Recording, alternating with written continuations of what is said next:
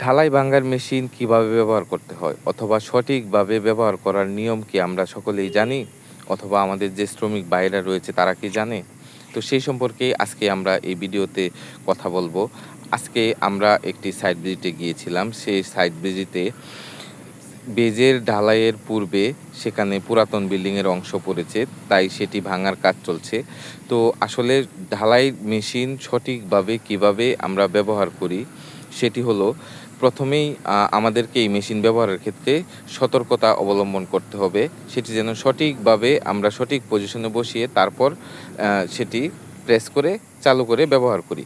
কারণ সঠিকভাবে এটি ব্যবহার না করলে যে কোনো সময় দুর্ঘটনা ঘটে যাওয়ার সম্ভাবনা থাকতে পারে।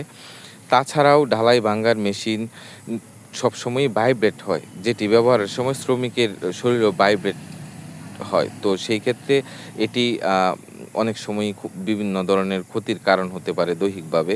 তো সেজন্য এটি সঠিকভাবে ব্যবহার করতে হবে। সেটি বুকের কাছে অথবা হাঁটুতে রেখে বা বিভিন্নভাবে আমরা ব্যবহার করা দেখি, কিন্তু সেভাবে ব্যবহার করলে আসলে শরীরের ক্ষতি হয়। তাই আমাদেরকে এটি ভালোভাবে ব্যবহার করতে হবে।